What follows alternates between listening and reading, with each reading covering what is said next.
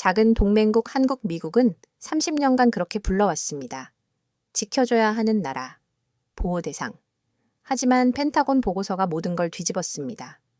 한국 360만 발대, 미국 100만 발, 유럽 전체는 90만 발, 러시아는 25만 발뿐이었죠. 모든 강대국을 합쳐도 한국의 절반에도 못 미치는 포탄 보유량. 한국 단독으로 유럽 전 대륙 1년간 방어가는. 충격적인 수치에 워싱턴은 당황했고 CIA와 NSA는 즉시 긴급 검증에 나섰습니다. 하지만 결과는 동일했죠.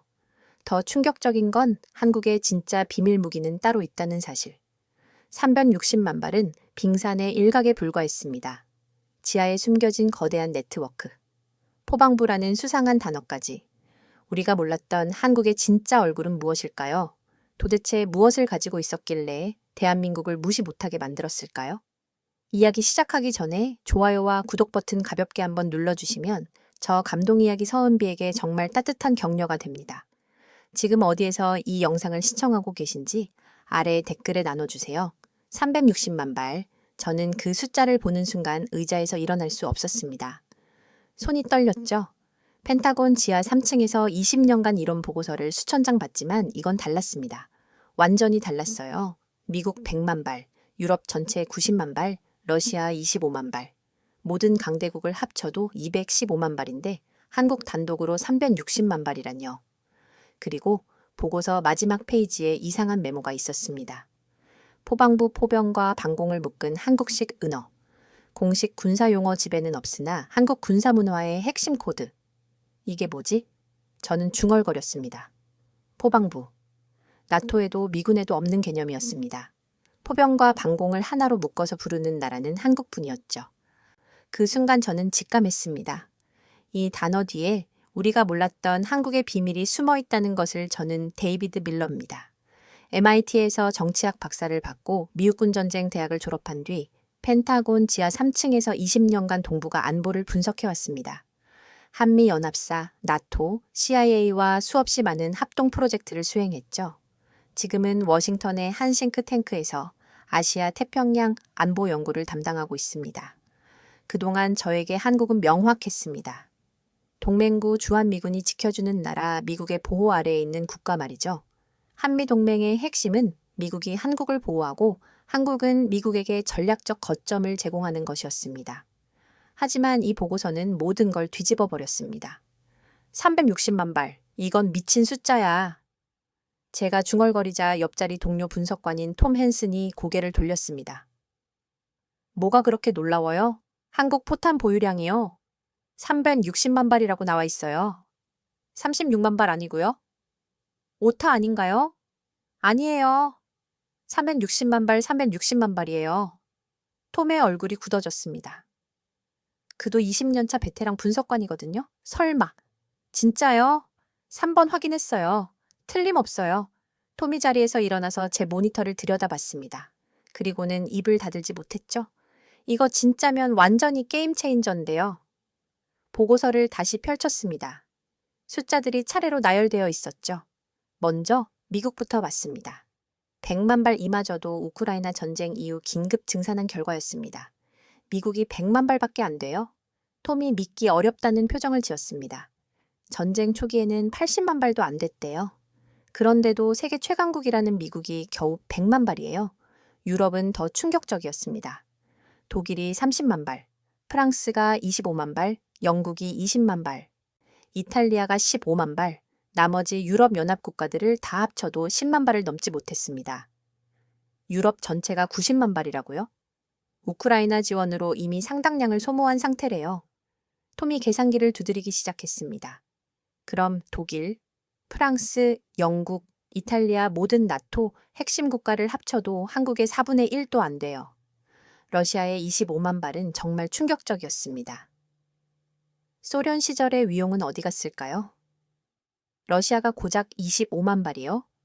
냉전 시대 군사대국이었는데 30년 동안 제대로 된 관리나 보충이 안 됐대요.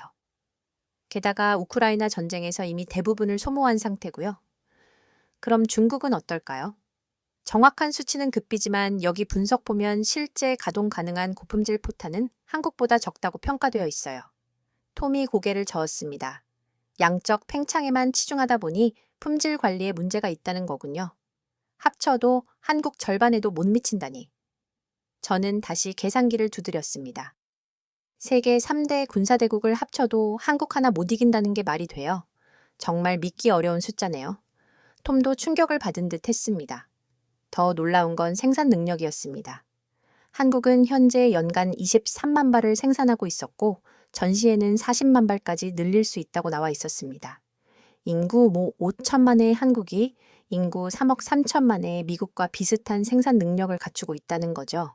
하지만 여기서 정말 충격적인 건 따로 있었습니다. 품질 면에서 한국이 세계 최고 수준이라는 분석이었거든요. 155cm 포탄의 정확도, 사거리 관통력 모든 면에서 나토 표준을 뛰어넘는다는 평가였습니다.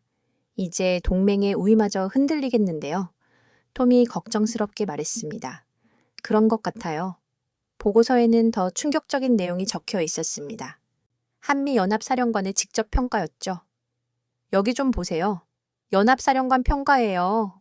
톰이 모니터를 가리켰습니다. 대한민국의 화력 수준은 미군조차 감당하기 어려운 수준에 도달했다. 현재 한국군의 포병 전력은 단독으로도 북한 전역을 무력화시킬 수 있으며 나아가 동북아 전체의 군사 균형을 좌우할 만큼 강력하다. 연합사령관이 이런 평가를 내렸다고요? 믿기 어렵죠. 미국이 한국을 지켜준다고 생각했는데 오히려 한국이 미국보다 강할 수도 있다는 얘기니까요. 군사 전략가들 사이에도 파문이 일고 있었습니다.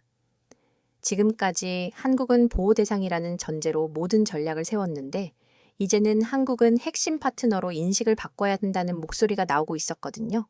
아니, 핵심 파트너를 넘어서 의존해야 할 파트너라는 표현까지 나와 있어요. 톰이 자료를 넘기며 보여줬습니다.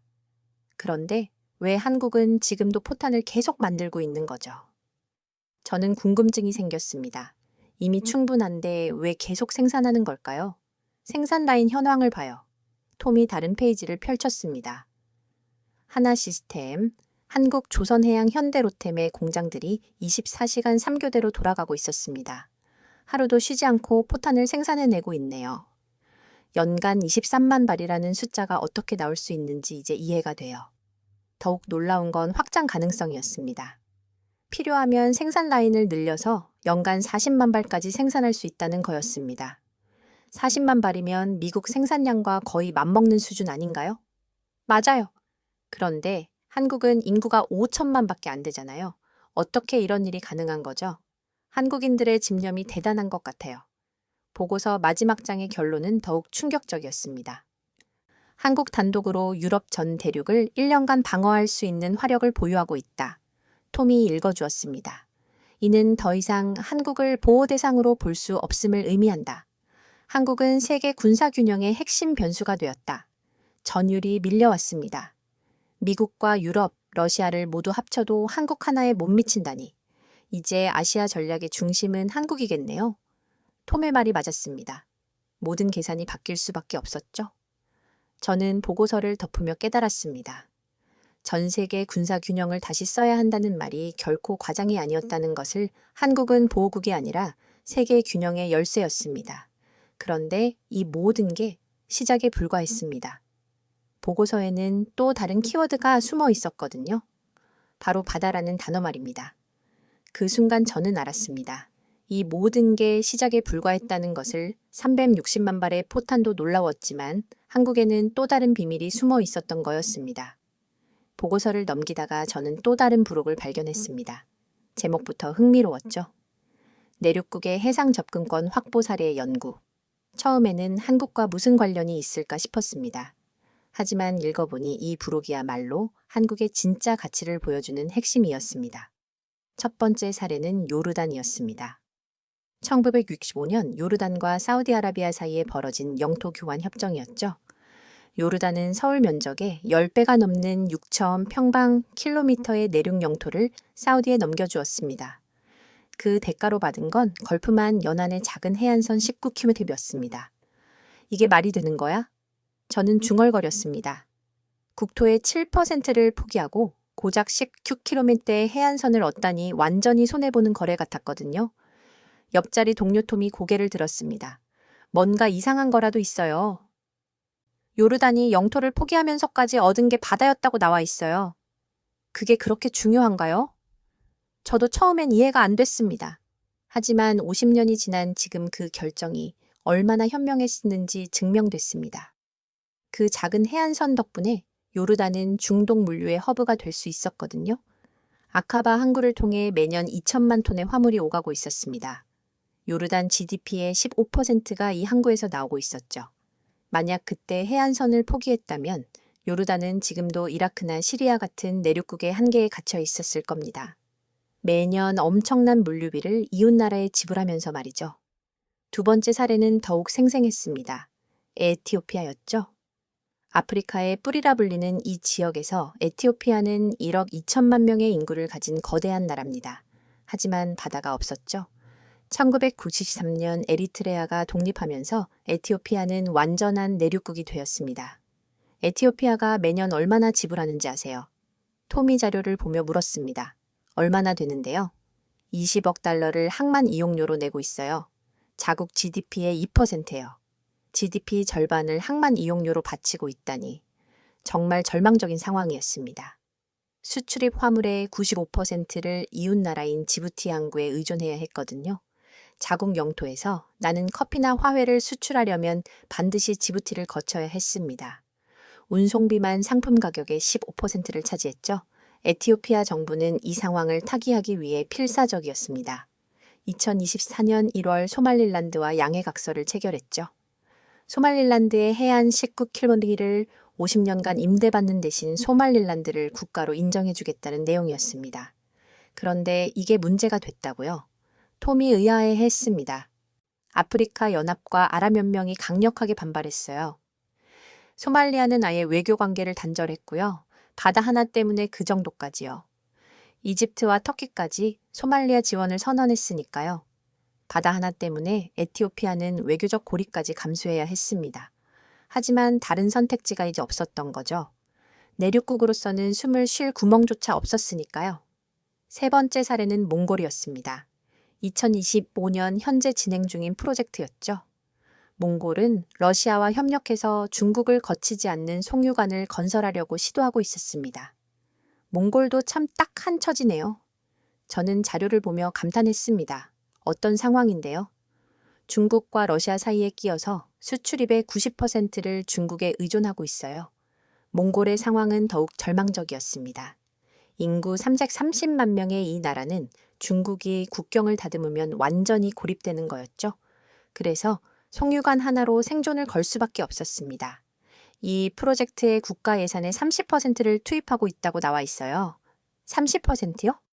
그럼 실패하면 국가가 파산할 수도 있는 위험한 도박이죠. 하지만 몽골에게는 다른 선택지가 없었습니다. 바다로 이어지는 통로가 없으면 영원히 이웃나라의 속국으로 살 수밖에 없었거든요. 보고서를 읽으면서 저는 점점 이해하기 시작했습니다. 바다가 없다는 건 단순히 해산물을 못 먹는다는 게 아니었습니다. 경제적 자립이 불가능하다는 뜻이었죠. 톰, 내륙국들의 공통점이 뭔지 알겠어요? 뭔데요? 모두 경제 성장률이 해안국보다 낮아요. 물류비가 해안국의 2배에서 3배 정도 들거든요. 내륙국들은 수출입 과정에서 이웃나라의 눈치를 봐야 했습니다. 정치적으로도 독립성을 유지하기 어려웠죠. 에티오피아가 지부티에 몽골이 중국에 의존하는 것처럼 말이죠. 그런데 왜 이런 자료가 한국 보고서에 들어있을까요? 아마 대조군으로 쓰려는 것 같은데요. 제 예상이 맞았습니다. 보고서의 다음 장에는 한국의 지리적 특성이 나와 있었거든요. 한국은 삼면이 바다로 둘러싸여 있었습니다. 서쪽으로 서해, 남쪽으로 남해, 동쪽으로 동해가 펼쳐져 있었죠. 해안선 총 길이가 12,000km였습니다. 요르단이 그렇게 간절히 원했던 19km의 600배가 넘는 거였습니다. 와, 이건 정말 엄청난 차이네요. 톤도 놀라며 말했습니다. 한국은 이미 세 방향의 바다를 품고 있었다니까요. 더 놀라운 건 한국의 수였습니다. 한국에는 무역항만 공사가 관리하는 주요 항구만 14개가 있었습니다. 부산항, 인천항, 광양항, 울산항, 목포항, 군산항, 대산항, 동해항, 포항항, 마산항, 진해항, 옥포항, 제주항, 완도항이었죠. 이 중에서도 부산항은 세계적인 허브였습니다. 세계 6위 규모의 컨테이너 항구였거든요. 연간 2,200만 TEU를 처리하고 있었습니다. 2,200만 TEU가 어느 정도 규모인가요? 에티오피아 전체 물동량의 100배가 넘어요. 정말 압도적인 차이였습니다. 한국의 지리적 이점은 여기서 끝나지 않았습니다. 동북아의 중심에 위치해 있어서 중국, 일본, 러시아를 연결하는 교도보 역할을 할 수 있었거든요. 실제로 한국 항구들을 거쳐가는 환적 화물이 엄청나다고 나와 있어요. 부산항의 경우 전체 물동량의 40%가 환적 화물이었습니다. 다른 나라 화물이 한국을 거쳐서 다시 다른 나라로 가는 거였죠.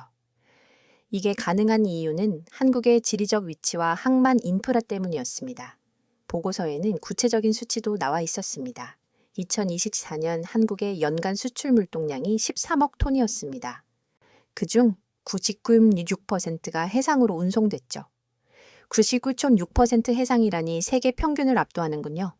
세계 평균이 80%인데 한국은 거의 100%네요. 내륙국들과 비교해 보면 그 차이가 더욱 극명했습니다.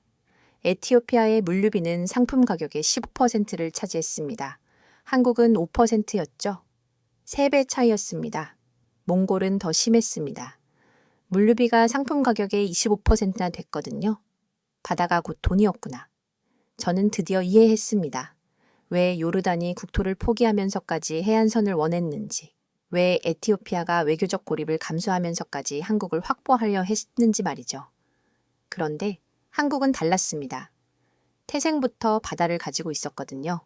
게다가 한 면이나 두 면이 아니라 3면이 모두 바다였습니다. 이런 나라는 전 세계에서 흔하지 않았죠. 한국의 자원은 땅속이 아니라 바다에 있었던 거군요. 톰이 감탄하며 말했습니다. 맞아요. 중동에는 석유가 있고 아프리카에는 다이아몬드가 있지만 한국에는 바다가 있었던 거죠. 보고서의 결론 부분이 가장 인상적이었습니다. 바다 없는 국가들이 생존을 위해 국토를 포기하고 외교적 고립을 감수하고 국가 예산의 30%를 투입하면서까지 얻으려 하는 것, 한국은 이미 그 모든 것을 가지고 있다. 그리고 마지막 한 줄이 저를 완전히 압도했습니다. 바다와 화력을 동시에 가진 유일한 나라, 대한민국 정말 답은 이미 정해져 있었네요. 그 순간 저는 깨달았습니다. 이 모든 사례가 가리키는 답은 이미 정해져 있었다는 사실을 360만 발의 포탄도 놀라웠지만 그보다 더 놀라운 건 한국이 이미 세계에서 가장 완벽한 지리적 조건을 갖추고 있다는 거였습니다. 내륙국들의 몸부림을 보면서 한국의 가치가 새롭게 보였습니다. 오르단, 에티오피아, 몽골이 그토록 간절히 원하는 바다를 한국은 태어날 때부터 가지고 있었던 거였죠. 그리고 그 바다를 최대한 활용해서 세계적인 무역 강국이 된 거였습니다. 보고서를 분석한 지 일주일 후 저는 한국으로 출장을 가게 됐습니다. 펜타곤 상층부에서 직접 편지 확인을 하라는 지시가 내려왔거든요. 한국의 실제 군사력이 보고서와 일치하는지 검증해보라는 거였습니다. 평택 캠프 험프리스에 도착한 첫날 한미연합사 본부 브리핑룸에서 놀라운 경험을 했습니다. 한국군 김준호 대령이 저를 맞이했는데 그 분과의 대화에서 처음 들어보는 단어가 나왔거든요. 데이비드 박사님 처음 오셨군요. 저는 김준호 대령입니다. 김 대령은 40대 중반쯤 되어 보이는 베테랑 장교였습니다. 20년 넘게 한국군에서 복무한 티가 났죠. 오늘 저희가 흔히 포방부라고 부르는 곳에 대해서 설명드릴게요. 포방부요? 저는 귀를 의심했습니다. 분명 보고서에서 봤던 그 단어였거든요. 네, 포병과 방공을 줄인 말인데 실제 의미는 훨씬 깊어요. 포방부. 직접 듣고 보니 뭔가 섬뜩한 느낌이 들었죠. 김대령의 표정에서 단순한 농담이 아닌 진지함이 느껴졌거든요. 이 단어는 공식 군사 용어 집에는 없었습니다. 하지만 한국 남성들 사이에서는 은밀하게 그러나 보편적으로 사용되는 표현이었죠. 공식 명칭에는 없는 단어인가요? 그렇죠. 하지만 군 복무를 한 남자들은 다 알아요. 마치 암호 같은 거예요. 이 단어의 기원을 추적해보니 놀라운 사실이 드러났습니다. 1950년대 한국전쟁 이후 폐허가 된 한반도에서 살아남은 사람들이 만들어낸 은어였던 거였습니다. 당시 한국군은 제대로 된 무기도 없이 중국과 북한의 압도적인 화력에 맞서야 했습니다. 그때의 절망적인 경험이 아직도 남아있는 건가요? 맞아요. 그 트라우마가 집단 무의식 속에 각인되면서 화력에 대한 강박적 집착이 시작된 거죠. 김대령이 보여준 자료에는 더욱 충격적인 개념이 나와 있었습니다. 후천성 만성 화력 부족 증후군. 이는 한국군의 독특한 심리 상태를 설명하는 용어였습니다. 이게 정식 용어인가요? 비공식적이지만 군 내부에서는 널리 알려진 개념이에요. 아무리 많은 화력을 보유해도 늘 부족하다고 느끼는 증상이죠. 이 증후군의 특징은 명확했습니다. 첫째, 절대적 수치보다 상대적 우위를 중시합니다. 둘째, 현재의 보유량에 만족하지 않고 끊임없이 증강을 추진합니다. 셋째, 화력 부족에 대한 불안감이 집단적으로 공유됩니다.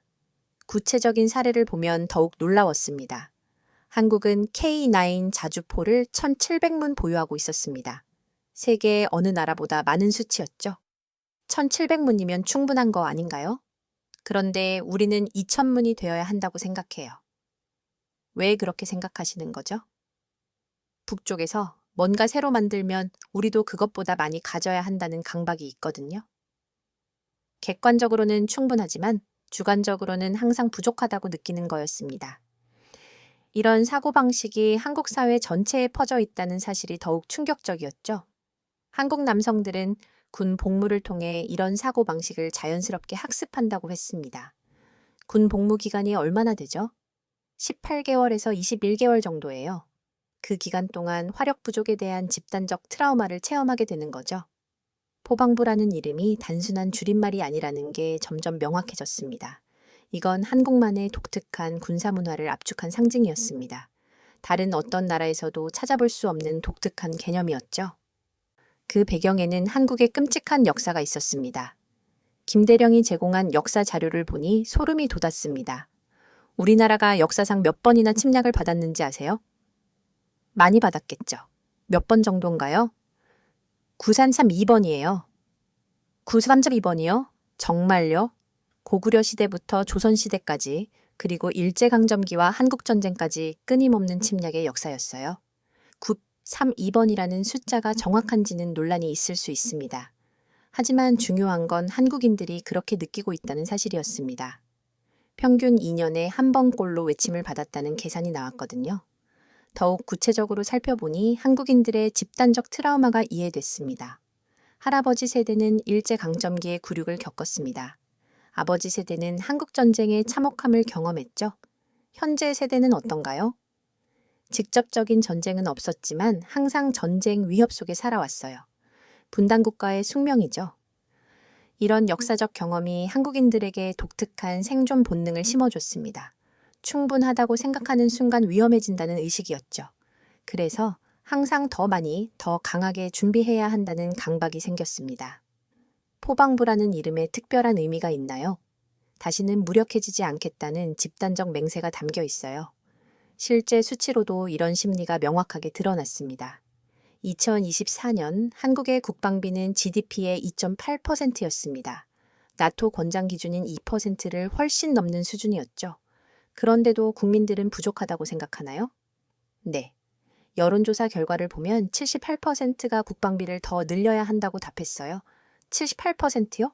정말 놀라운 수치네요. 이런 나라는 전 세계에서 한국뿐이에요. 다른 나라와 비교해 보면 그 차이가 더욱 극명했습니다. 미국에서는 국방비 증액이 항상 정치적 논란거리였고 독일은 나토 기준 2% 달성도 힘들어했는데 말이죠.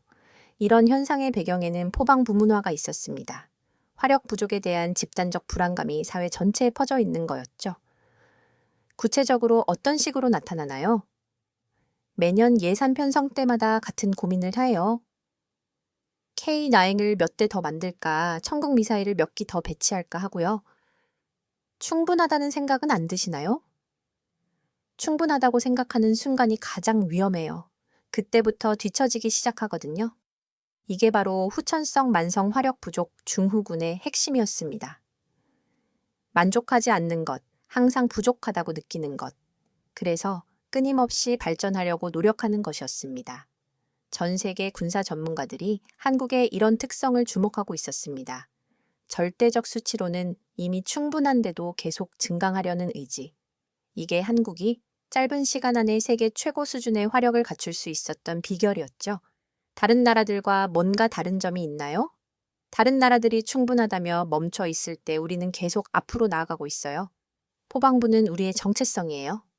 김대령의 마지막 말이 가장 인상적이었습니다. 다시는 당하지 않겠다는 의지의 상징이죠.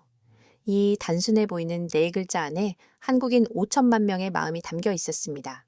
다시는 무력하지 않겠다는 다짐, 언제라도 스스로를 지킬 수 있을 만큼 강해지겠다는 의지가 말이죠. 평택, 캠프 험프리스를 나서면서 저는 확신했습니다. 360만 발은 시작에 불과하다는 것을, 한국의 화력은 앞으로도 계속 증가할 거라는 것을, 왜냐하면 그들에게는 충분하다는 개념이 없었거든요. 한 가지만 기억해 주세요. 김대령이 작별 인사를 하며 말했습니다. 포방부는 농담이 아니라 한국인의 맹세예요. 그 맹세 덕분에 한국은 세계 최강의 화력을 갖출 수 있었던 거였습니다. 그리고 그 화력은 더 이상 누군가를 위협하기 위한 게 아니라 평화를 지키기 위한 것이었죠. 한국에서의 둘째 날 저는 서울 국방과 연구소를 방문했습니다. 펜타곤에서 미리 협조를 요청해 둔 덕분에 한국의 포탄 기술을 직접 볼 수 있는 기회를 얻었거든요. 연구소 입구에서 저를 맞이한 분은 박현수 박사였습니다. 데이비드 박사님, 정말 특별한 걸 보여드릴 수 있을 것 같아서 기대돼요. 박현수 박사는 MIT에서 재료공학 박사학위를 받고 20년 넘게 한국의 포탄 개발에 참여한 온 전문가였습니다. 그런데 그의 표정에서 뭔가 자신감이 넘쳐 흘렀죠. 마치 엄청난 비밀을 간직한 사람의 미소였습니다. 155mm 포탄이라고 하면 그냥 쇠덩거리 아닌가요? 그렇게 생각하시는 분들이 많아요. 그런데 직접 보시면 깜짝 놀라실 거예요. 박현수 박사의 안내로 연구소 내부 전시관에 들어서도 거대한 포탄 하나가 눈에 들어왔습니다. 생각보다 훨씬 정교하고 복잡해 보였죠. 표면은 매끄럽게 다듬어져 있었고 앞부분에는 복잡한 전자장치들이 정밀하게 배치되어 있었습니다. 4.29 우리 이 숫자가 왜 중요한지 아시나요? 박현수 박사가 포탄을 쓰다듬으며 물었습니다. 단순한 무게가 아니라는 말씀이신가요? 정확해요. 이건 물리학적 최적점을 찾아낸 결과거든요. 박현수 박사의 설명에 따르면 이 무게가 인간공학적 한계와 자동화 시스템의 요구사항을 동시에 만족시키는 완벽한 균형점이라는 거였습니다. 한 병사가 들 수 있는 최대 무게는 45kg 정도였죠. 43.2kg는 그 한계 안에서 최대한 무게를 늘린 절묘한 수치였습니다. 0.1kg만 더 무거워도 병사들이 힘들어해요. 그 정도로 정밀한 거군요. 맞아요. 그런데 더 중요한 건 자동 장전 시스템이에요. 박현수 박사가 다른 전시물을 가리켰습니다. K9 자주포의 자동 장전 장치 모형이었죠. 그의 설명에 따르면 이 시스템이 43.2kg로 포탄을 1분에 6발씩 정확하게 장전할 수 있다고 했습니다. 만약 무게가 50kg였다면 어떻게 됐을까요? 시스템 전체가 작동하지 않았을 거예요. 0.11kg의 차이도 허용하지 않거든요. 정말 놀라운 정밀함이었습니다. 한국의 엔지니어들이 수년간의 시행착오를 거쳐 찾아낸 황금 비율이 바로 43.2kg였던 거죠. 그런데 무게는 시작에 불과해요. 진짜 핵심은 이거죠. 박현수 박사가 포탄의 앞부분을 가리켰습니다. 거기에는 복잡한 전자장치가 들어있었죠. GPS 유도 시스템입니다. GPS가 포탄에 들어간다고요? 놀라우시죠? 40km 거리에서 10m로 이내로 명중시킬 수 있어요. 제 입이 다 물어지지 않았습니다. 40km는 서울에서 인천까지의 거리였거든요. 그 거리에서 농구 코트 크기 안으로 정확히 떨어뜨릴 수 있다는 의미였죠. 이건 포탄이 아니라 미사일 아닌가요? 맞아요. 이제 포탄과 미사일의 경계가 없어졌어요. 이는 기존 포탄의 개념을 완전히 뒤바꾸는 혁신이었습니다. GPS 유도 시스템은 단순히 정확도만 높이는 게 아니라 부수적 피해를 최소화하는 역할도 했습니다. 정확한 타격으로 민간인 피해를 줄일 수 있다는 거였죠. 세계에서 이런 기술을 가진 나라가 몇 개나 될 것 같으세요? 미국, 러시아, 중국, 프랑스 10개국 정도? 아니에요. 미국, 독일, 그리고 우리나라 딱 3나라뿐이에요. 정말요? 전 세계 200개국 중에서 단 3개국이요? 박현수 박사가 자랑스러운 표정으로 고개를 끄덕였습니다. 이 자체만으로도 놀라웠지만 더 충격적인 사실이 있었습니다. 그런데 더 놀라운 건 어떤 부분에서는 우리가 1등이에요. 어떤 부분에서요? 생산량과 품질을 동시에 잡는 거죠. 박현수 박사가 컴퓨터를 켜서 자료를 보여줬습니다. 그 내용은 정말 충격적이었습니다. 미국은 기술력은 뛰어나지만 연간 30만 발 정도만 생산할 수 있었습니다. 독일은 품질은 우수하지만 생산 속도가 느려서 연간 15만 발이 한계였죠. 그럼 한국은 어느 정도나 만드시나요? 23만 발을 만들면서도 세계 최고 품질을 유지해요. 필요하면 40만 발까지 늘릴 수 있고요. 미국보다 많이 만든다는 말씀이신가요? 그뿐만 아니라 더 싸게 만들어요. 같은 성능인데 가격은 30% 저렴하거든요. 인구 내로 5천만의 한국이 인구 3억의 미국과 맞먹는 생산 능력을 보여주는 놀라운 성과였습니다. 이런 성과의 비밀은 한국만의 독특한 제조 철학에 있었습니다. 어떻게 그게 가능한 거죠? 우리만의 비밀이 있어요. 완벽한 표준화예요. 박현수 박사의 설명에 따르면 포항 제철소에서 나오는 강철부터 시작해서 최종 포탄까지 모든 단계가 똑같은 품질을 보장하도록 시스템화되어 있다고 했습니다. 하나시스템, 현대로템, 한국조선의 양 등 여러 호 회사가 포탄 생산에 참여하고 있었지만 마치 하나의 회사처럼 완벽하게 통일된 시스템으로 운영되고 있었거든요. 그런데 더 대단한 건 지속적 개선이에요. 어떤 식으로요? 매달 심지어 매주 포탄 성능을 개선해요. 0.1%라도 더 정확하게 0.1km라도 더 멀리 날아가게 만들려고 밤잠을 안 자거든요. 그 정도로 완벽주의시군요. 한국인의 성격을 아시잖아요. 1등 아니면 죽는 거죠. 박현수 박사가 웃으며 말했지만 그 농담 속에 진심이 담겨 있다는 걸 느낄 수 있었습니다. 이런 완벽주의가 40km 사거리, 신민의 명중률, 그리고 세계 최고의 관통력이라는 성과로 이어진 거였죠. 박현수 박사는 포탄을 초코파이에 비유하며 더 재미있게 설명했습니다. 겉보기에는 단순해 보이지만 실제로는 온도, 습도, 압력을 정확히 맞춰야 하는 복잡한 기술의 산물이라는 거였죠. 초코파이처럼 포탄도 모든 환경을 정밀하게 제어해야 해요. 정말 과학의 결정체네요. 맞아요. 우리는 무기를 만드는 게 아니라 과학의 한계에 도전하고 있어요. 박현수 박사의 눈빛에서 과학자로서의 자부심이 넘쳐 흘렀습니다. 단순해 보이는 포탄 하나에 들어간 과학기술의 집약체라는 걸 설명하는 그의 모습에서 한국 과학자들의 열정을 느낄 수 있었거든요. 마지막으로 정말 자랑스러운 걸 보여드릴게요. 박현수 박사가 또 다른 자료를 펼쳤습니다. 한국산 배꼽 55mm 포탄의 해외 수출 현황이었거든요. 현재 몇 개 나라가 주문하고 있을 것 같으세요? 글쎄요. 5, 6개국 정도. 이 옵션 4개국이에요. 나토 국가들도 다수 포함돼 있고요. 신맛 4개국이요. 미국, 독일이 만드는 포탄이 있는데도요. 성능은 똑같거나 더 뛰어나면서도 가격이 30% 저렴하거든요. 그리고 납기도 훨씬 빨라요. 박현수 박사의 설명에 따르면 미국은 주문 후 2년을 기다려야 했지만 한국은 6개월이면 충분했다고 했습니다. 한국 포탄 공장들이 24시간 풀가동되면서 전 세계에 포탄을 공급하고 있었거든요. 우크라이나 전쟁 때도 간접적으로 많이 도움이 됐어요. 어떤 식으로요?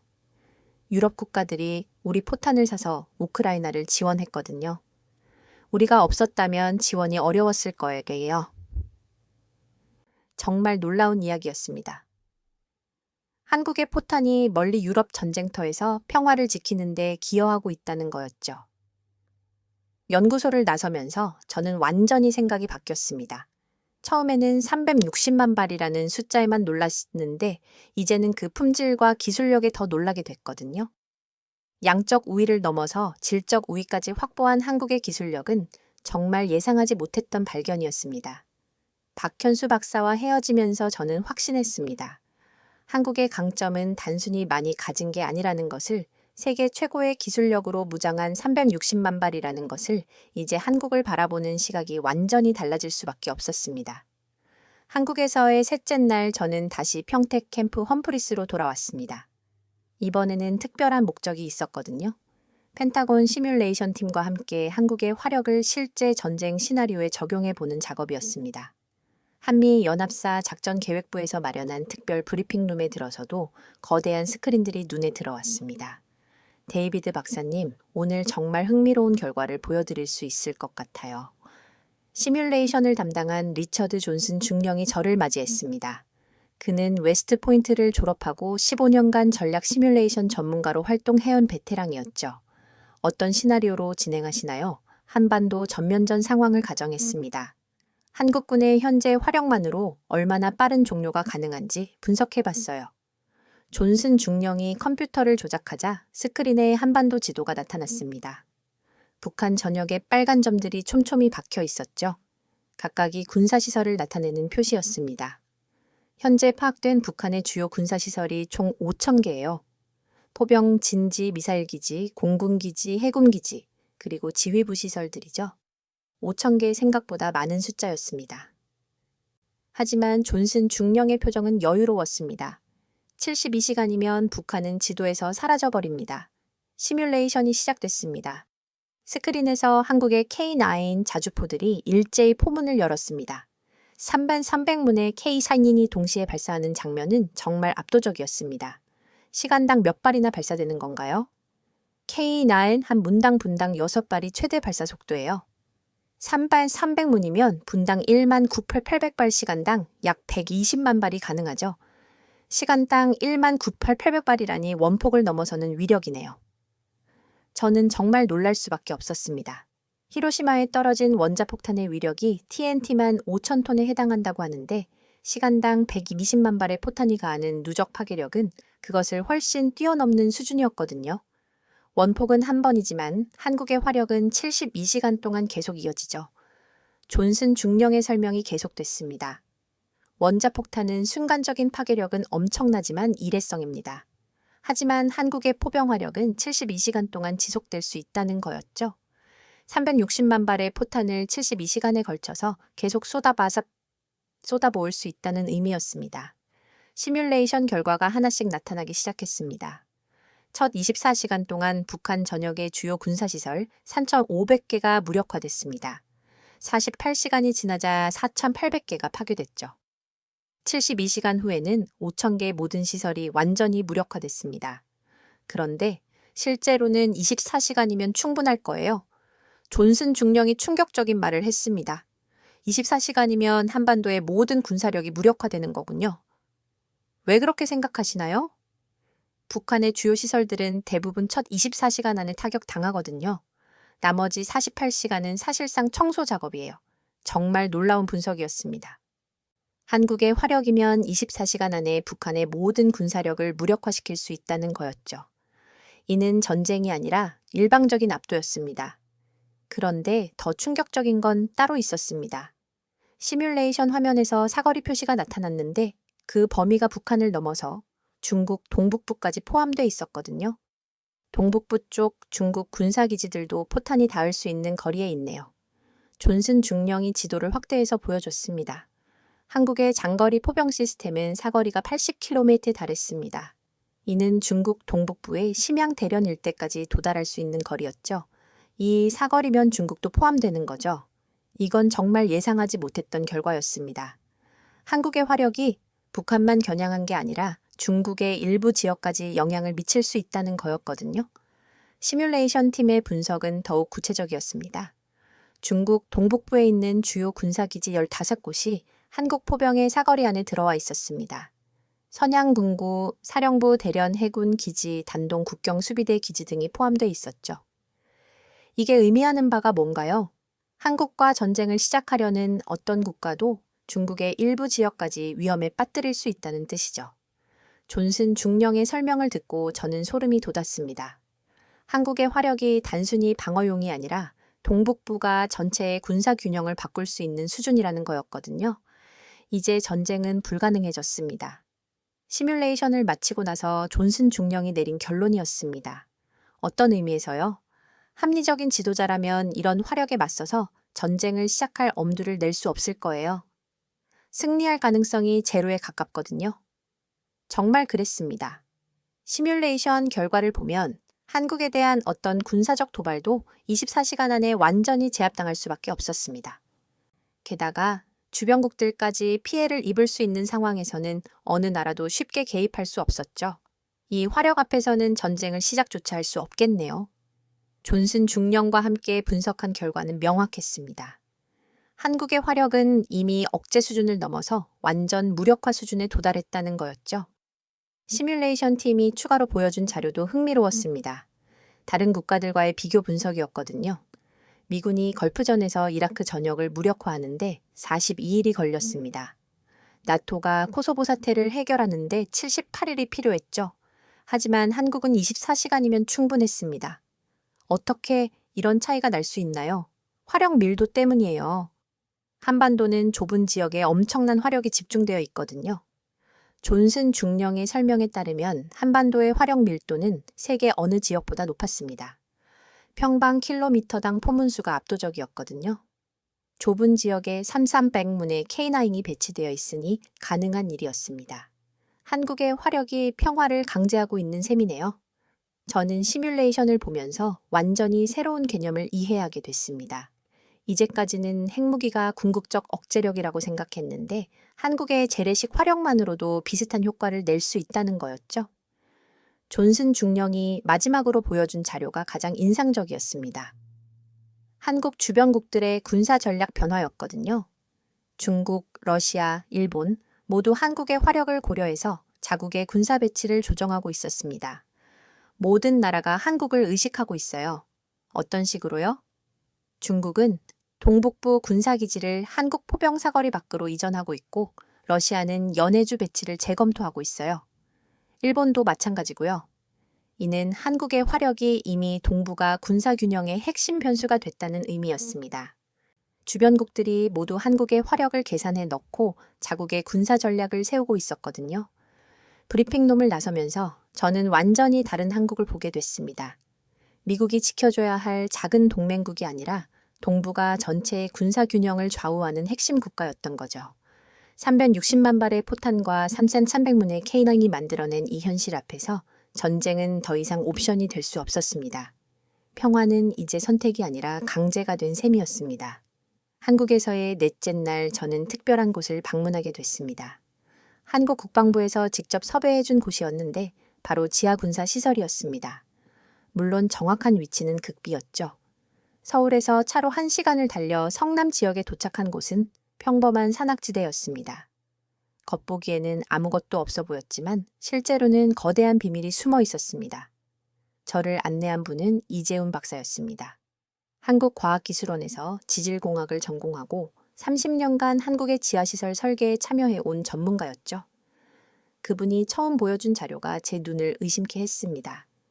비공식 추정 자료에 따르면 한국의 지하터널 총 연장이 상당한 규모라고 하는데요. 이재훈 박사가 지도를 펼치며 조심스럽게 말했습니다. 어느 정도인가요? 서울에서 뉴욕까지 가는 거리가 1000km 정도 되잖아요. 그런데 일부 보고서에서는 우리나라 지하터널을 모아보면 그보다 길다고 추정하고 있어요. 서울에서 뉴욕까지 보다 긴 지하터널이라니 정말 가능한 일인가요? 저는 정말 놀랄 수밖에 없었습니다. 작은 나라 한국에 그렇게 긴 지하터널이 있다는 게 상상이 안 됐거든요. 이재훈 박사가 보여준 추정 지도는 더욱 충격적이었습니다. 한반도 전체가 거미줄처럼 연결된 것으로 추정되는 지하터널들이 표시되어 있었거든요. 이 터널들이 언제부터 만들어진 건가요? 1950년대부터 시작해서 지금까지 계속 건설하고 있다고 알려져 있어요. 70년간의 작업 결과죠. 이재훈 박사의 설명에 따르면 정보기관 추정으로는 한국의 지하터널 시스템이 세계에서 가장 복잡하고 정교한 구조라고 했습니다. 단순히 구덩이를 파고 포탄을 쌓아놓은 게 아니라 완전히 독립적인 지하 네트워크 수준이라는 거였죠. 전국에 몇 개나 있는 것으로 추정되나요?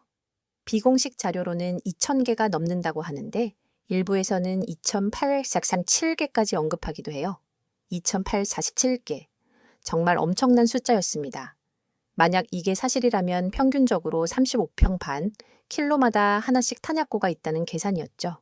이는 전국토가 하나의 거대한 요새라는 뜻이었습니다. 겉보기에는 평범한 바위산이었는데 특수한 장치로 문을 열자 거대한 지하 공간이 나타났습니다. 지하 50m까지 내려가야 해요. 우리는 특수 엘리베이터를 타고 땅속 깊이 들어갔습니다. 엘리베이터가 멈추고 문이 열리자 완전히 다른 세계가 펼쳐졌습니다. 체육관 크기의 거대한 공간에 각종 군사 장비들이 질서정연하게 배치되어 있었거든요. 핵도 뚫지 못할 56m의 화관감 속 요새네요. 이재훈 박사가 천장을 가리키며 설명했습니다. 위로 52mm가 모두 천연 화관감이었습니다. 인공적으로 쌓은 게 아니라 자연 안반을 그대로 활용한 거였죠.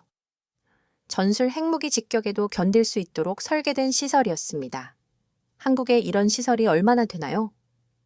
공식적으로는 말씀드릴 수 없지만 추정으로는 전국 주요 지역마다 비슷한 시설들이 있다고 해요. 이재훈 박사가 보여준 시설들은 정말 놀라웠습니다. 독립적인 전력 공급 시스템, 통신시설, 공기 정화 장치까지 모든 게 갖춰져 있었습니다. 마치 지하에 완전히 별개의 도시가 있는 것 같았죠. 온도와 습도는 어떻게 관리하시나요? 온도 15도, 습도 45%로 일정하게 유지해요. 고급 와인 저장고보다 더 정밀하게 관리하고 있어요. 정말 그랬습니다. 지하시설 안은 1년 내내 같은 온도와 습도를 유지했습니다. 이는 장비와 탄약의 성능을 최상으로 보존하기 위한 조치였죠. 싱가포르의 지하 탄약 시설과 비슷한 첨단 환경 제어 시스템이었습니다. 30일 동안 외부와 완전히 차단돼도 정상 가동이 가능해요. 이재훈 박사가 보여준 비상 시스템도 놀라웠습니다. 외부 전력이 끊어져도 자체 발전기로 한 달간 버틸 수 있었습니다. 식수와 식량도 30일치가 비축돼 있었죠. 통신도 독립적인 시스템으로 가능했습니다. 가장 놀라운 건 물류 시스템에 대한 설명이었습니다. 이재훈 박사가 조심스럽게 꺼낸 비공식 자료를 보여줬습니다. 일부 추정 보고서에 따르면 특수 운송 시스템이 있다고 해야 소석하게 해요. 어떤 시스템인가요? 정확하지는 않지만 20분 내에 전국 어디든 보급이 가능하다는 분석도 있어요. 20분이면 전국 어디든 포탄이 도착한다고요? 이재훈 박사의 설명에 따르면 지하터널에는 고속 운송 시스템이 있을 것으로 추정된다고 했습니다. 자기부상 방식일 가능성이 높다고 했죠. 일본의 리뉴어 신칸센과 비슷한 기술을 지하에 적용했을 수도 있다는 거였습니다. 이런 시스템을 구축하는 데 얼마나 들었을까요? 비공식 추정으로는 상당한 금액이 투입됐을 거예요. 일부 자료에서는 GDP의 0.3%씩 70년간 투자했다는 분석도 있어요. GDP의 0.3%를 70년간. 저는 계산해봤습니다. 총 500억 달러가 넘는 금액이었습니다. 한국 돈으로 70조 원이 넘는 투자였죠. GDP 0.3%를 70년간 계속 투자하신 거예요? 확실하지는 않지만 그런 분석이 있어요. 매년 꾸준히 한 번도 빠짐없이 투자했을 가능성이 높다고 해요. 이재훈 박사의 설명을 들으면서 저는 소름이 돋았습니다. 70년간 한 번도 빠짐없이 투자한다는 건 정말 대단한 일이었거든요. 정권이 바뀌고 경제 위기가 와도 계속 투자한 거였습니다. 왜 그렇게 꾸준히 투자할 수 있었을까요? 생존이 걸린 문제니까요. 우리에게는 선택이 아니라 필수였어요. 이재훈 박사의 말에서 한국인들의 절박함이 느껴졌습니다. 이들에게 지하시설은 사치가 아니라 생존의 조건이었던 거죠. 흥미로웠던 건 서울 지하철과의 연결 가능성이었습니다.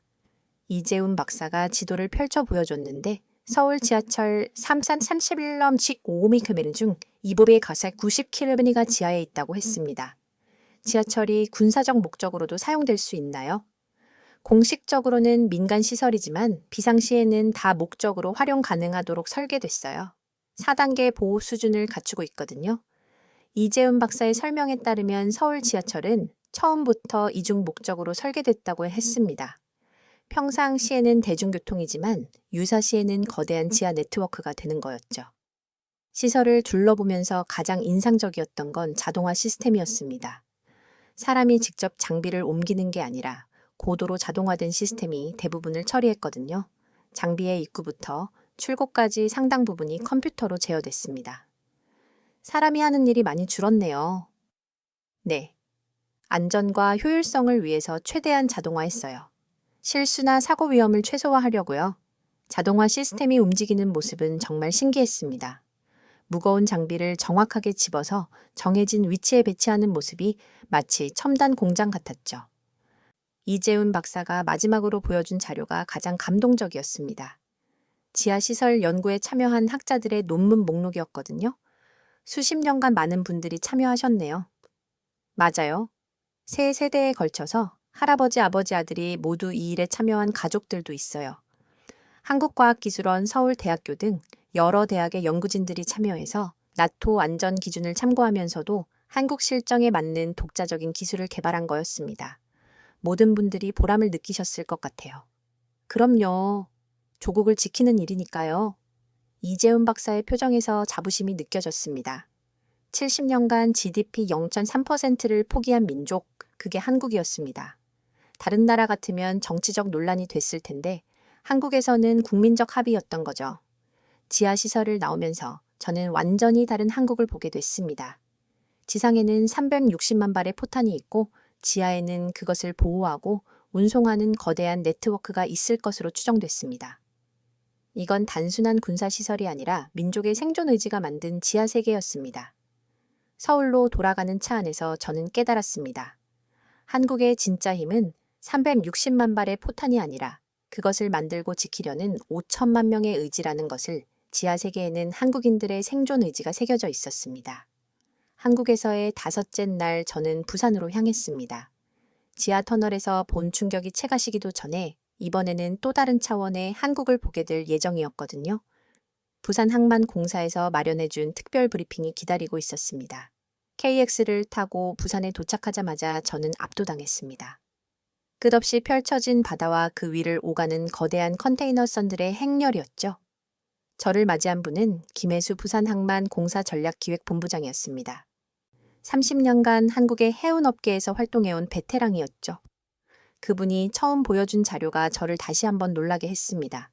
군사력도 놀라우셨겠지만 한국의 진짜 비밀은 바다에 있어요. 김 본부장이 부산 항기 내려다 보이는 전망대로 저를 안내했습니다. 그곳에서 본 풍경은 정말 장관이었습니다. 수평선까지 빼곡히 들어선 컨테이너 크레인들과 24시간 쉬지 않고 움직이는 화물선들의 모습이었거든요. 한국에겐 석유보다 귀한 자원바다가 있었구나. 저는 감탄사를 내뱉을 수밖에 없었습니다. 내륙국들의 절망적인 모습과는 정반대였거든요. 요르단이 국토를 포기하면서까지 얻으려 했던 바다를 한국은 태어날 때부터 세면에 가지고 있었던 거였습니다. 2024년 우리나라 수출 물동량이 얼마나 되는지 아시나요? 김 본부장이 자료를 펼치며 물었습니다. 한 7억 톤 정도 될까요? 13억 톤입니다. 그것도 99.6%가 해상으로 운송되어 99.6% 해상이라니 세계 평균을 완전히 압도하는군요. 정말 놀라운 수치였습니다. 세계 평균이 80%라고 했는데 한국은 거의 100%에 가까웠거든요. 이는 한국이 얼마나 바다에 의존하고 있는지, 그리고 동시에 얼마나 바다를 잘 활용하고 있는지를 보여주는 지표였죠. 김 본부장이 보여준 부산항 운영 현황은 더욱 충격적이었습니다. 거대한 스크린에 실시간으로 업데이트되는 선박 입출항 정보가 나타났거든요. 지금 이 순간에도 287개 항로가 부산을 오가고 있어요. 287개의 길이 부산에서 전 세계로 뻗어 있다는 말씀이군요. 맞습니다. 아시아, 유럽, 아메리카, 오세아니아, 아프리카까지 전 세계 모든 대륙과 연결돼 있어요. 김 본부장이 보여준 세계 지도에는 부산에서 출발하는 무수한 선들이 그어져 있었습니다. 마치 부산이 세계의 중심인 것처럼 모든 방향으로 뻗어나가는 항로들이었죠. 이는 부산항이 단순한 지역 항구가 아니라 글로벌 허브라는 것을 의미했습니다. 부산항이 세계 몇 위 규모인가요? 환적 기준으로는 세계 2위예요. 싱가포르 다음이죠. 세계 2위. 정말 놀라운 성과였습니다. 인구 5천만의 한국이 세계 2위 환적 허브를 운영하고 있다는 거였거든요. 김 본부장의 설명에 따르면 부산항을 거쳐가는 화물의 40%가 환적 화물이었습니다. 즉, 다른 나라에서 와서 다른 나라로 가는 화물이었죠. 왜 다른 나라 화물들이 부산을 거쳐가나요? 지리적 이점 때문이에요. 동북아의 정중앙에 위치해 있거든요. 김 본부장이 설명해준 한국의 지리적 이점은 정말 놀라웠습니다. 중국, 일본, 러시아 사이에 정중앙에 위치해 있어서 어디든 갈 수 있는 최적의 위치였던 거죠. 게다가 세면이 바다로 둘러싸여 있어서 어느 방향으로든 항로를 열 수 있었습니다.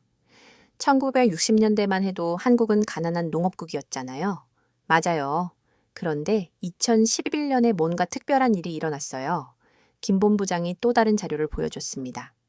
한국의 연간 무역액 추이였는데 2011년에 놀라운 기록이 적혀 있었거든요.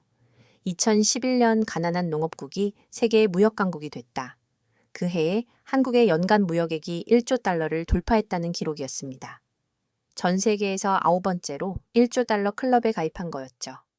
1960년대 1인당 국민소득이 100달러도 안 됐던 나라가 50년 만에 이룬 기적이었습니다. 무역 1조 달러 그 기적의 뿌리는 바다였군요. 정확한 분석이에요. 바다가 없었다면 불가능했을 일이죠. 김 본부장의 설명을 들으면서 내륙국들이 떠올랐습니다. 에티오피아는 매년 GDP의 2%를 항만 이용료로 지불하고 있었죠. 몽골은 국가 예산의 30%를 송유관 건설에 투입하고 있었습니다. 그런데 한국은 태생적으로 그런 걱정이 없었던 거였습니다. 다른 나라들과 비교하면 어떤가요? 물류비를 보시면 확실해져요. 김 본부장이 보여준 물류비 비교 자료가 흥미로웠습니다. 에티오피아는 상품 가격의 15%가 물류비였습니다. 몽골은 25%나 됐죠. 반면 한국은 5%였습니다. 3배에서 5배까지 차이가 났던 거였습니다. 이 차이가 경쟁력의 원천이군요. 맞아요. 같은 상품이라도 한국에서 만들면 물류비가 훨씬 저렴해지니까요. 김 본부장이 안내해준 부산항 컨테이너 터미널은 정말 압도적이었습니다. 축구장 100개를 합친 것보다 큰 면적의 컨테이너들이 산처럼 쌓여 있었거든요. 그리고 그 위를 거대한 크레인들이 24시간 쉬지 않고 움직이고 있었습니다. 하루에 몇 개나 처리하시나요? 평균 6만 TEU 정도예요. 1년으로 치면 2200만 TEU죠. 2200만 TEU 정말 상상하기 어려운 규모였습니다. 김 본부장의 설명에 따르면 이는 에티오피아 전체 물동량의 100배가 넘는 규모였다고 했습니다. 부산항 운영센터에서 본 실시간 관제 시스템은 더욱 놀라웠습니다. 거대한 스크린에 전 세계 바다를 항해하는 선박들의 위치가 실시간으로 표시되고 있었거든요. 이 선박들이 모두 부산과 연결된 건가요? 대부분 그래요. 지금 이 순간에도 태평양, 대서양, 인도양에서 부산을 향해 오는 배들이 수백 척이에요. 정말 놀라운 광경이었습니다. 지구 반대편에서도 부산을 목표로 항해하는 선박들이 있다는 거였죠. 이는 부산항이 단순한 지역 항구가 아니라 글로벌 물류의 핵심 거점이라는 것을 보여주는 증거였습니다.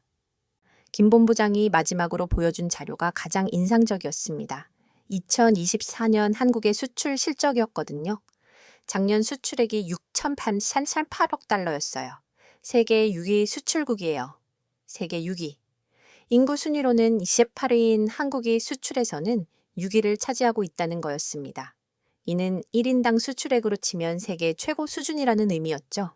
어떻게 이런 성과가 가능한 건가요? 바다 때문이에요. 한국의 자원은 땅속이 아니라 바다에 있었거든요. 김 본부장의 말이 핵심을 찌르고 있었습니다. 중동에는 석유가 있고 아프리카에는 다이아몬드가 있지만 한국에는 바다가 있었던 거였죠. 그리고 그 바다를 최대한 활용해서 세계적인 무역 강국이 된 거였습니다. 다른 나라들도 바다는 있잖아요. 하지만 위치가 다르죠. 한국처럼 동북아의 중심에 있으면서 세면이 바다인 나라는 없어요. 정말 그랬습니다. 일본은 섬나라지만 너무 동쪽에 치우쳐 있었습니다. 중국은 해안선이 길지만 내륙이 너무 넓었죠. 러시아는 해안선은 있지만 대부분이 얼어붙어 있었습니다. 한국만이 최적의 조건을 갖추고 있었던 거였습니다. 부산항을 나서면서 저는 완전히 새로운 한국을 보게 됐습니다.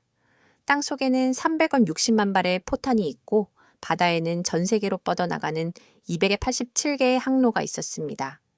군사력과 경제력 두 마리 토끼를 모두 잡은 나라였던 거죠. 부산에서 서울로 돌아가는 KTX 안에서 저는 깨달았습니다.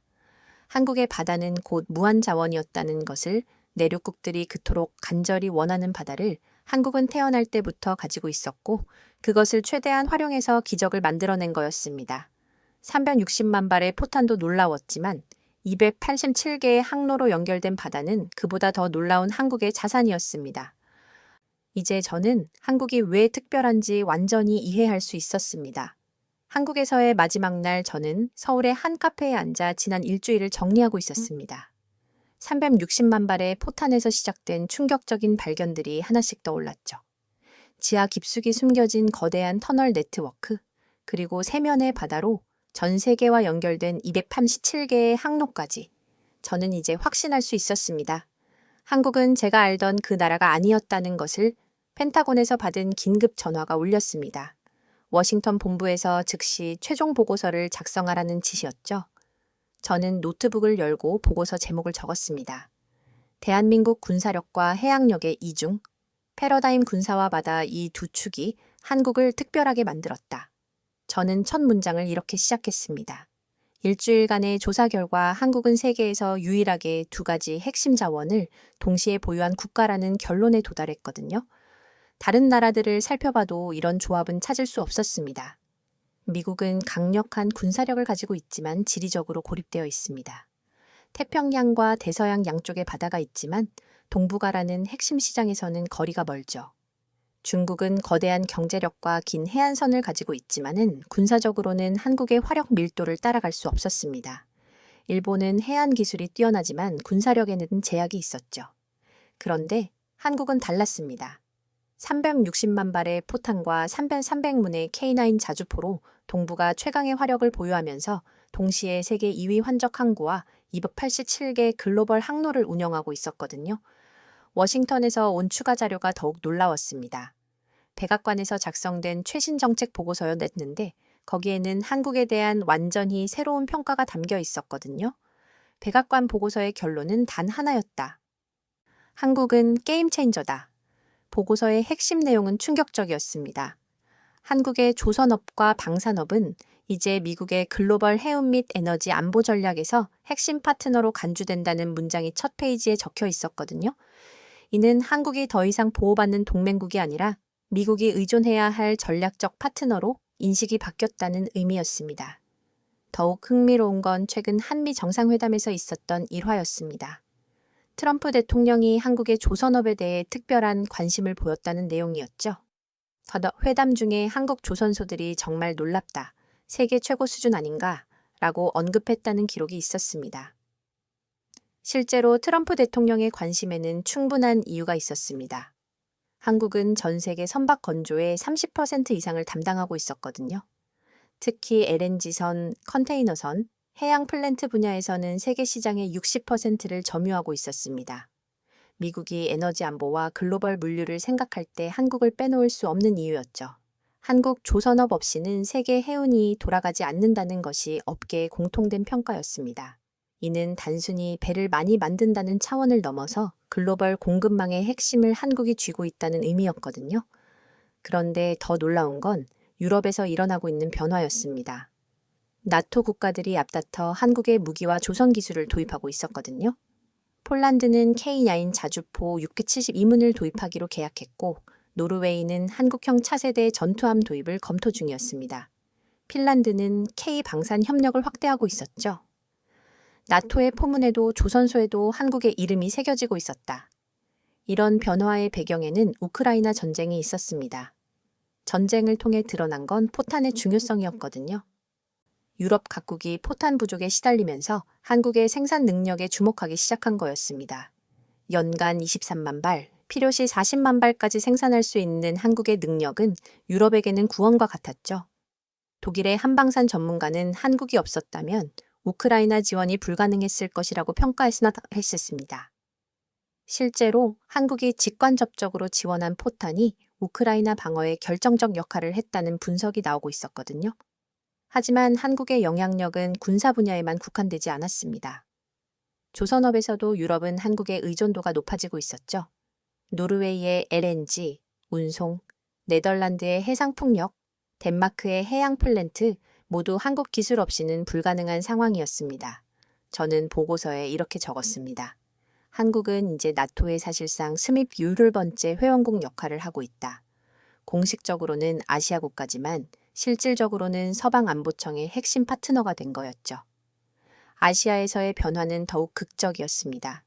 일본은 한국과의 방산 협력을 확대하고 있었고 호주는 한국형 잠수함 도입을 검토 중이었습니다. 심지어 인도도 K9 자주포 도입에 관심을 보이고 있었죠. 작은 동맹이 아니라 세계를 함께 지켜낼 파트너였다. 저는 이 문장을 보고서의 핵심 결론으로 삼았습니다. 일주일 전만 해도 한국을 아직은 미국을 필요로 하는 나라로 생각했는데 이제는 미국과 함께 세계를 지켜야 할 파트너로 인식이 완전히 바뀌었거든요. 한국의 힘을 분석해보니 두 개의 축이 있었습니다. 첫 번째는 전쟁을 억제하는 압도적 화력이었죠. 3번 하마샷 60만 발의 포탄과 72시간 내 완전 무력화 능력은 동북아에서 어떤 군사적 모험도 불가능하게 만들었습니다. 두 번째는 세계를 연결하는 해양 네트워크였습니다. 287개 항로와 세계 2위 환적 해오브는 글로벌 경제의 혈관 역할을 하고 있었거든요. 더 놀라운 건 이 두 축이 서로 상승 효과를 낸다는 점이었습니다. 강력한 군사력이 해상 통로의 안전을 보장하고 활발한 해상 무역이 군사력 유지를 위한 경제적 기반을 제공하는 거였죠. 이런 선순환 구조를 가진 나라는 전 세계에서 한국이 유일했습니다. 보고서를 마무리하면서 저는 개인적인 소감을 적었습니다. 일주일 전 펜타곤 지하 3층에서 360만 발이라는 숫자를 처음 봤을 때 저는 단순히 놀라기만 했습니다. 하지만 이제는 그 숫자 뒤에 숨겨진 진짜 의미를 알 수 있습니다. 한국은 숫자로만 강한 게 아니라 철학으로 강한 나라였습니다. 토방부라는 단어에서 시작해서 지하터널, 그리고 287개 항로까지 모든 것이 하나의 큰 그림을 이루고 있었습니다. 다시는 당하지 않겠다는 의지가 세계 최강의 화력을 만들었고 바다를 활용하겠다는 지혜가 글로벌 허브를 만들었던 거죠. 저는 보고서의 마지막 문장을 이렇게 썼습니다. 한국은 더 이상 누군가가 지켜줘야 하는 나라가 아니라 세계를 함께 지켜낼 준비가 된 국가다. 미국의 동맹 전략도 이에 맞춰 근본적으로 재검토되어야 한다. 카페에서 나와 인천공항으로 향하는 차 안에서 저는 한국의 스카이라인을 다시 한번 바라봤습니다. 일주일 전과는 완전히 다른 눈으로 보이는 풍경이었죠. 저 빌딩들 사이 어딘가에는 360만 발의 포탄을 관리하는 사람들이 있고 저 바다 너머로는 287개의 길이 뻗어나가고 있었습니다. 한국은 정말 특별한 나라였습니다. 군사와 바다 두 개의 날개로 세계를 품고 있는 나라. 펜타곤으로 돌아가서 제가 할 일은 분명했습니다. 미국의 한국에 대한 인식을 근본적으로 바꾸는 것이었죠. 비행기가 이륙하면서 저는 마지막으로 한국 땅을 내려다봤습니다. 작아 보이는 그 땅 위에 세계를 움직일 수 있는 힘이 숨어 있다는 게 여전히 믿어지지 않았습니다. 하지만 이제 저는 확신했습니다. 한국은 21세기 세계 질서의 게임 체인저라는 것을 360만 발 그 숫자에서 시작된 제 여정은 완전히 다른 한국을 발견하는 놀라운 경험이었습니다. 미국, 유럽, 러시아를 모두 합쳐도 못 미치는 화력 지하, 50m 화강암 속에 숨겨진 거대한 네트워크, 그리고 전 세계 287개 항로로 뻗어나가는 바다의 힘, 한국은 단순한 동맹국이 아니었습니다. 군사와 바다라는 두 날개로 세계 질서를 바꿀 수 있는 게임 체인저였죠.